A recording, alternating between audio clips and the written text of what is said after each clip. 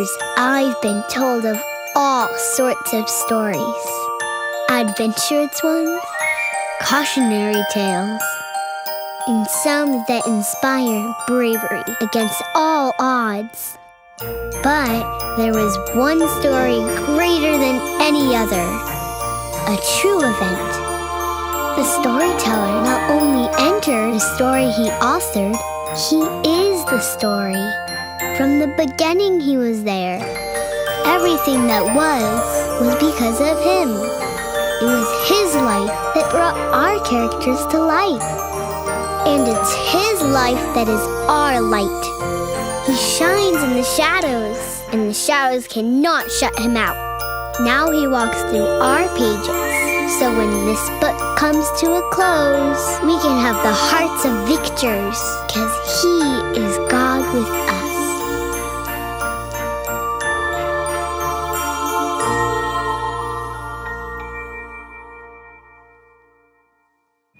Good afternoon, Canyon Springs. How you doing? Okay, let's see if I get a better response than Paul did, okay? Merry Christmas. Merry Christmas. Nailed it. Sorry, Paul. Hey, so we have been, if you've been around Canyon Springs over the last month, we've been talking about the greatest story ever told. And we've been looking at this Luke chapter 2, all the great stories in there. And it turns out that this story can change your story. And as we're talking about stories, it got me thinking about all my favorite stories. So we're going to start out and have a little fun. All right? Here's what we're going to do. I'm going to put a picture up on the screen. You tell me what story it is, all right? You ready? Maybe some of my favorites or your favorites. Let's see how you do, okay? First one. That's right, Kung Fu. Who liked Kung Fu Panda? How can you not like a Kung Fu Panda, right? Okay, next. I love School of Rock. I would never want to send my kid to be taught by Jack Black, but I love that story. It's great. Okay, next. Yeah, yo, Adrian. That's good. Okay, next story. All right. Love that. Okay. Yes. You guys are nailing this test, by the way. All right. Next one. Okay, yeah, like a lot of old guys knew that one. Lower tones yelling out, Hoosiers. Okay, here we go. My favorite princess of all time is right there, Mulan. Okay, now, what do all of these stories have in common? Here's what they have. What was that? Here's what they all have in common. They're underdogs. That's right. It's somebody who, against all odds, some loser, nobody thought they could ever make it, and yet somehow they rise up and they become heroes. They become champions. You know, Rocky is from nowhere. Nobody believes him. The ultimate loser. And he trains and trains and trains, and pretty soon, Adrian, he almost beats the champ. And then the next movie, he does beat the champ. And a couple movies later, he beats this big Russian guy and basically ends the Cold War. It's amazing. Another one of my favorite stories is about a kid, a karate kid. And he doesn't even know karate. And a couple weeks later, and wax on, wax off, he's beaten the Cobra Kai. I had no idea karate was that easy. The Hoosiers come out of nowhere. They make it to the state champion, this tiny little school. And one guy hits the game-winning shot to win the championship. Can somebody name that kid who hit the game-winning shot? Somebody? Jimmy Chitwood. Thank you, old guys. I appreciate that. In Ratatouille, a rat becomes a sous chef. Just grosses me out just thinking about it. With ancient China on the verge of utter destruction, one hero arises, a panda. A Kung Fu Panda. I mean, if you think it's hard to learn karate, try doing it as a panda. And again, China is struggling and in trouble, and Mulan steps up. She pretends to be a guy, and she saves all of China. I had no idea how often China needed to be saved. I love a good underdog story. It's one of my favorites. The Christmas story is the ultimate underdog story. Look with me at Luke chapter 2, verse 1. In those days, Caesar Augustus issued a decree that the census would be taken in the entire Roman world. This was the first census that took place while Quirinius was governor of Syria, and everyone went to their own town to register. So Joseph also went up from the town of Nazareth in Galilee to Judea to Bethlehem, the town of David, because he belonged to the house and line of David. He went there to register with Mary, who was pledged to be married to him and expecting a child. That child. Next one. While they were there, the time came for the baby to be born. She gave birth to her firstborn, a son. She wrapped him in cloths. She placed him in a manger because there was no guest room available for them. You know, when Jesus came down to earth, he had basically nothing going for him. First off, he was an unplanned pregnancy. At least it wasn't according to Mary and Joseph's plan. And then right about the time he was to be born, his family had to take a trip, about a 75-mile trip for the census, and they may or may not have had a mule. Mary may have walked that entire way. When they got there was no family around, and there was no room. And so baby Jesus was born in a manger to two parents who were basically destitute. When it came to dedicate their child in the temple, typically a family would have an animal sacrifice, like a lamb would be sacrificed. They couldn't afford that. All they could afford were two doves. Two doves were typically the sacrifice paid by a poor widowed woman. They had nothing. And then a madman wanted to kill Jesus, so he had to flee to Egypt. When they came back, they set up shop in a place called Nazareth. Nazareth was one of the tiniest little godforsaken towns. In fact, so much so that when all the disciples were finding Jesus, Philip found Nathanael and he told him, "We found the Messiah, Jesus of Nazareth." And this was Nathanael's response: "Nazareth? Can anything good come from there?" Now, the modern translation of this verse would be, "We found the Messiah, Jesus of Bakersfield." Born to unwed parents, no money, born in a manger from the tiniest podunk town. Now, here's the craziest thing. Jesus chose that. Philippians 2:7 says, Jesus made himself nothing by taking the very nature of a servant, being made in human likeness. The Christmas story is the ultimate underdog story. We have a kid coming out of the smallest town to become the most famous person the world has ever known. His family was completely poor. And yet he paid the ultimate price for our sins. Jesus was born to unwed parents, and yet he became a father to all of us. Jesus was born in a dirty manger, and yet he rose from the grave to sit at the right hand of his Father. The story of Jesus is the ultimate underdog tale. And you know what I love about that? Jesus loves underdogs because he was one of them. And when he was walking around earth, those were the people that he hung out with. He would have hung out with Dewey Finn, and he would have hung out with Rocky and Poe the Panda. Those would be his kind of people. It said that Jesus hung out with tax collectors. Anybody like the IRS in this room? Yet those were the people Jesus hung out with. It says that he hung out with sinners, and not just people that made mistakes, but people that made the biggest mistakes. It says that Jesus hung out with prostitutes, which were people that had lost all hope of making money anyway else, so they sold their own bodies. Those were the people that were Jesus' friends. Loves underdogs. Look with me. These are some of my favorite verses. And maybe they tell my story. Maybe they tell yours. Brothers and sisters, think of what you were when you were called. Not many of you were wise by human standards. Not many were influential. Not many were of noble birth. But God chose the foolish things of the world to shame the wise. He chose the weak things of the world to shame the strong.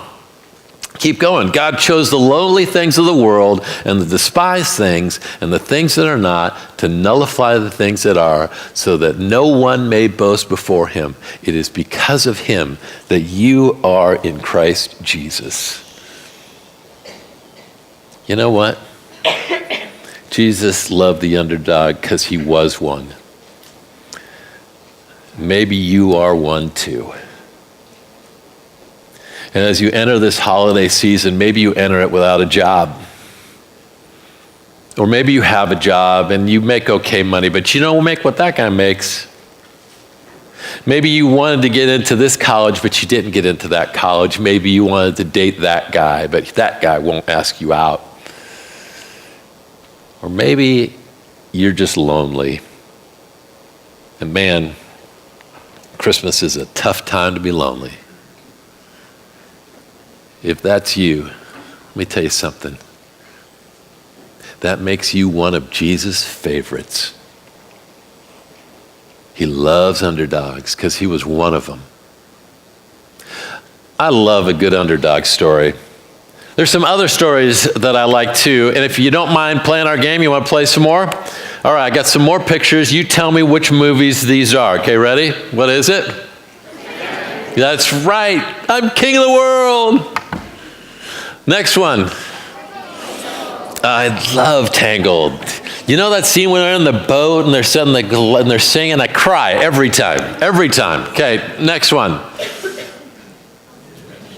Ooh, Matrix. That's right. Thank you. Thank you. That's a tough one. E.T. Yeah, love E.T. Star Wars. Okay, let's see. How many of you like the new Star Wars? How many of you didn't like the new Star Wars? How many of you want me to tell you how it ends? Yeah, you guys? All right, later. I'll catch you. All right, next one. Lord of the Rings. Maybe my favorite. Maybe. All right, next one. Inside Out. So cute, right? Next movie.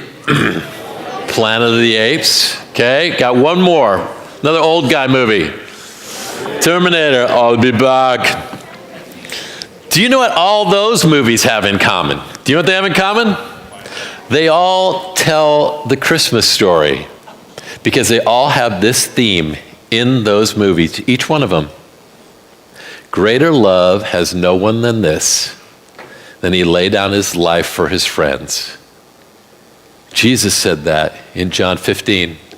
Happens in each one of these movies. In Titanic, the Titanic is going down, and at the end, Jack gives his life for Rose. Although I'm pretty sure there's enough room on that board for both of them. I mean, Rose, did you have to put your feet up? I mean, I don't understand. In Tangled, Flynn Rider sacrifices his life for Rapunzel and at the same time gives her a great short haircut.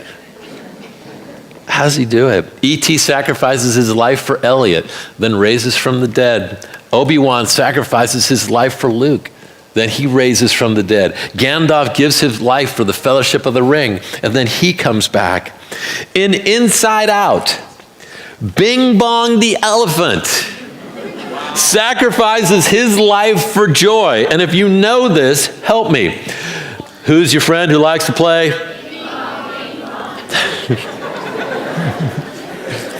This last summer, I am sitting in a theater watching Planet of the Apes, and Caesar the ape sacrifices his life for his fellow apes. Over and over and over and over, Hollywood tells this story. Greater love has no one than this, and he laid down his life for his friends. That story has been told literally thousands of times. There are so many more. I haven't even talked about Mufasa in The Lion King, Anna in Frozen, Neo in The Matrix, Ripley in Alien 3, Spock in The Wrath of Khan, Alex Murphy in RoboCop, King Leonidas in 300, John Coffey in The Green Mile, the Giant in Iron Giant, William Wallace in Braveheart, Harry Potter in Harry Potter, Maximus in Gladiator, Kyle Reese in The Terminator, then in Terminator 2, The Terminator, Clint Eastwood in Gran Torino, Harrison Ford in Blade Runner, Aslan in The Chronicles of Narnia. When my son was 6 years old, he was really into Pokemon, so I took him to the very first Pokemon movie. It is the last movie I remember falling asleep in, but I woke up just in time at the end to see Ash Ketchum give his life for Pikachu. Thousands and thousands and thousands of times, this story is told. And every year, millions more will flood into movie theaters with this theme. Greater love has no one than this, than he laid down his life for his friends. Why is that? Because Hollywood hasn't figured out a better way to say I love you than Jesus did. Jesus came down to this earth. He had nothing. He sacrificed everything. He was born in a manger to parents who weren't married and were broke. His family was on the run. His maniacs trying to kill him. And then he settles down in this podunk town. He grows in maturity and wisdom. He starts his public ministry, and it starts out amazing because every blind person that he sees, he gives sight, and every deaf person he makes hear, and the lame people walk. Even dead people are brought back to life. Thousands are following Jesus. In the last week of his life, he wanders into town, and they're chanting his name. But by the end of that week, they place him on a cross.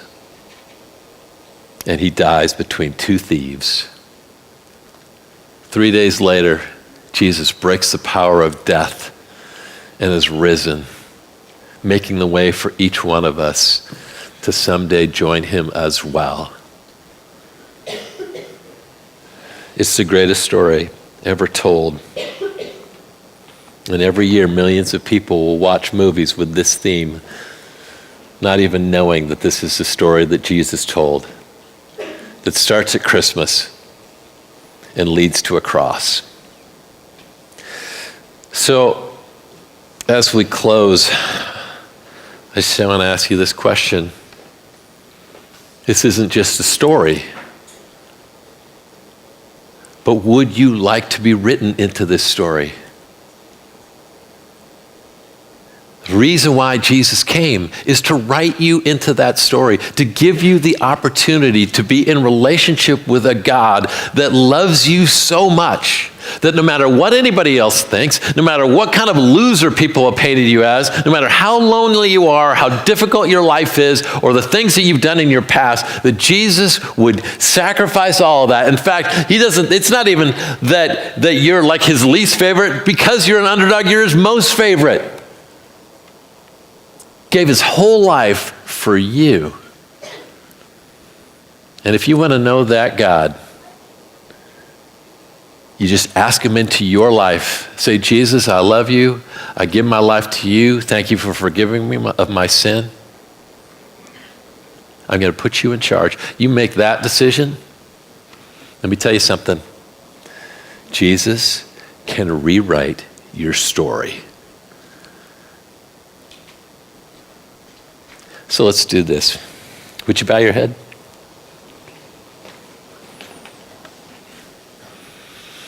First service, I got done with the service. I walked about 3/4 of the way up, and I had a friend stop me, and he said, "This is my aunt. She gave her life to Jesus today." You can do that very same thing. And God can start to rewrite your story. Just pray this in the quietness of your own heart. Say, "Dear God, forgive me of my sin. God, forgive me of the things I wish I had never done. Thank you for dying on that cross for me. Jesus, will you rewrite my story?" If you pray that, God comes into your life and he makes a difference. He changes your life. He turns you from an underdog into a winner. Now, if you prayed that prayer, I'd love to know about it. If you could just fill out one of those white cards, or maybe you're not bold enough to fill out one of those white cards. Maybe all you can do is walk to our information table and grab one of those bags, because one of those blue bags has all kinds of information to help you on that journey.